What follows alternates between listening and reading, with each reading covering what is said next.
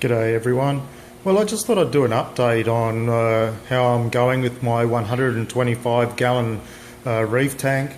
As yet, I still have not got water in the tank. I'm still in the process of doing the plumbing. I haven't had a whole lot of time for a little while to work on the aquarium. I've been doing a lot of overtime at my job. But yeah, I got a little bit of time this afternoon. I knocked off early and got stuck in some plumbing.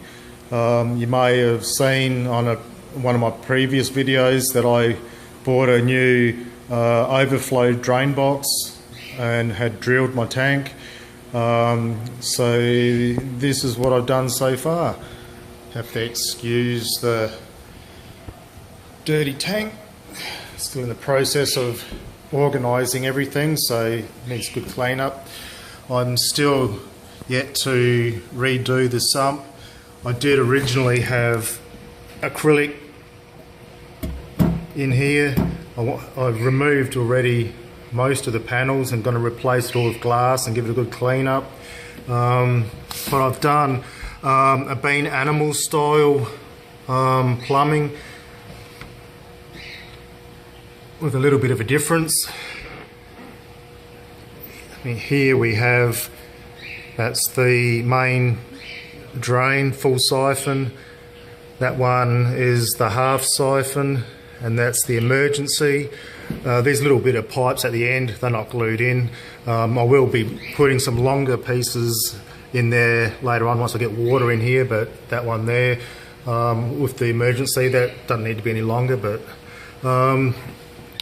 I haven't done the plumbing on the return pump yet. I'm going to wait until I do the sump first before I mess around with the plumbing on that. So I'm going to have to pull it all apart again, but I've got unions in there, as you can see, so I can easily remove the pipes to get the sump back out. In the tank, that's my return. Got the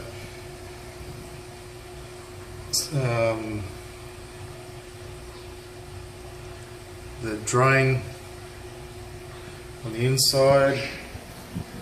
Also here, I wanted to put a water change drain. This pipe here is not glued in. I can easily just take this piece out and shorten it later on. I won't know the exact length that I want that until after I've got the tank full and start doing water changes. Now let's have a look around the back. What I've done here, so this is the water change drain.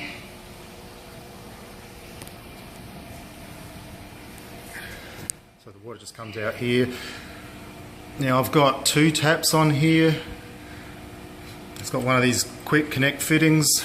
So if I do a water change and I want to repurpose some of the water, like for a frag quarantine tank, I just connect my hose onto there, and then I can just drain the water out into a bucket. And this one here, I'm going to run a pipe down into the floor and then run under the floor and go to the drain.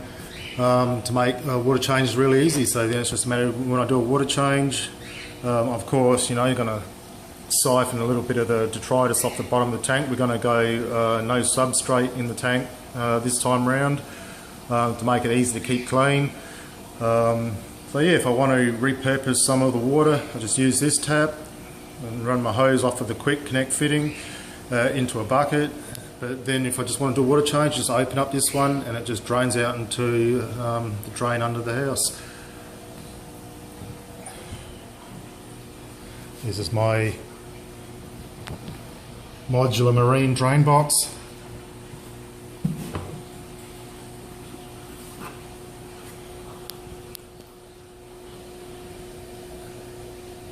That's the full siphon pipe.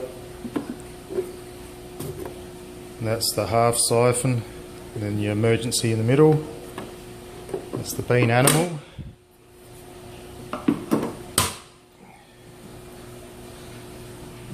And it flows down from the drain box. So as you can see, you've got the full siphon. And at the end of the full siphon, I've got a tap. So when I'm going to have this going under the floor, and it's going to run to the display refugium. You remember that sitting over there? They're going to be plumbed together eventually. But if I can, I've got two taps on the main drain line. This one I can adjust the flow. I can turn this one off and just have the tank, main display tank, and the display refugium separate from each other if I want to.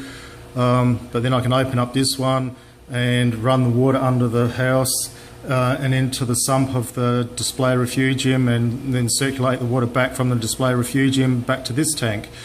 So I'll be able to make adjustments to the flow with this one, and if I want to isolate it here, just turn that one off and have that one open.